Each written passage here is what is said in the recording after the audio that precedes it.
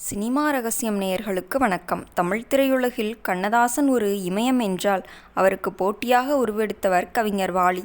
ஆனால் இவர்கள் இருவருக்கும் இடையே நிலவியது ஒரு ஆரோக்கியமான போட்டி மட்டுமே.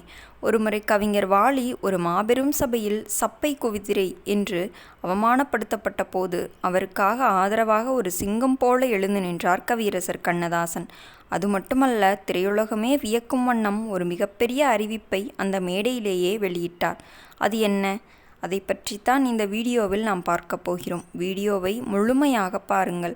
கவிஞர் வாலி வாய்ப்பு கிடைக்காமல் ஊரை விட்டு போக நினைத்த போது அவருக்கு துணையாக இருந்த கண்ணதாசனின் வரிகள் என்ன? மற்றும் கற்பகம் திரைப்பட விழாவில் வாலிக்கு நடந்த அந்த அவமானத்திற்கு பதிலடியாக கண்ணதாசன் என்ன செய்தார்? வாருங்கள் பார்க்கலாம். ஆரம்ப காலத்தில் வாலி பாடல் எழுத வாய்ப்பு தேடி அலைந்து கொண்டிருந்தார். நீண்ட நாட்களாகியும் வாய்ப்பு கிடைக்காதால் விரக்தியடைந்த வாலி சென்னையை விட்டு மதுரையில் ஒரு வேலையில் சேர முடிவு செய்து கிளம்பினார்.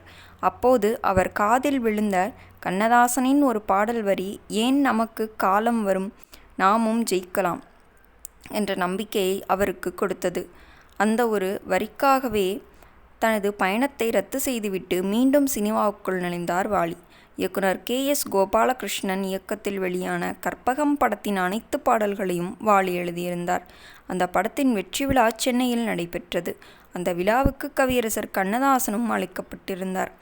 கண்ணதாசன் தனது நெருங்கிய நண்பரான சின்ன அண்ணாமலையுடன் அந்த விழாவில் பங்கேற்றார். கண்ணதாசனுக்கு போட்டியாக வாலி வளர்வதை சின்ன அண்ணாமலை விரும்பவில்லை. மேடையில் மைக் பிடித்த அவர், கண்ணதாசன் பாடல் எழுதினால் அந்த படம் நிச்சயம் வெற்றி பெறும். அவர் ஒரு ஜெயிக்கிற குதிரை.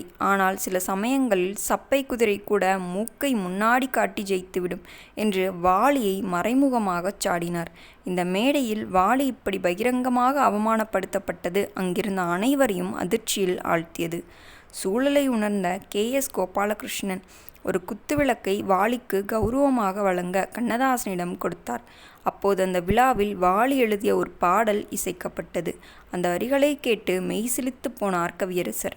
இறுதியாக பேச வந்த கண்ணதாசன் தனது நண்பரின் பேச்சுக்கு பதிலடி கொடுத்தார். என் நண்பர் சின்ன அண்ணாமலை சொன்னது தவறு. வாலி சப்பை குதிரை அல்ல, அவர் உண்மையிலேயே ஒரு பந்தய குதிரை, ஜெயிக்கிற குதிரை. இதுவரை திரைப்பட பாடல் எழுதுவதில் எனக்கு அடுத்த வாரிசு என்று நான் யாரையுமே சொன்னதில்லை. ஆனால் இன்று இந்த மேடையில் சொல்கிறேன், வாலிதான் எனது வாரிசு என்று அதிரடியாக அறிவித்தார். கண்ணதாசனின் அந்த ஒற்றை அறிவிப்பு வாலியின் வாழ்க்கையையே மாற்றியது.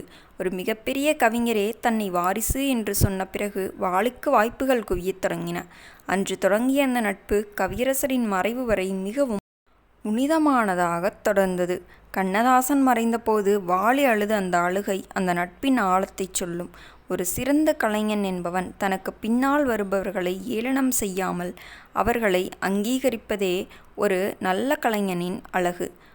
அதற்கு உதாரணம் வாலியின் திறமையை பாராட்டி அவர் கொடுத்த அந்த வாரிசு பட்டம் இன்றும் தமிழ் சினிமாவின் வரலாற்றில் பொன்னெழுத்துக்களால் பொறிக்கப்பட்டுள்ளது. இந்த வீடியோ உங்களுக்கு பிடித்திருந்தால் மறக்காமல் வீடியோவிற்கு ஒரு லைக் செய்துவிட்டு நமது சினிமா ரகசியம் சேனலை சப்ஸ்கிரைப் செய்து கொள்ளுங்கள். உங்கள் ஆதரவுதான் எங்களின் பெரிய பலம். மேலும் நாளை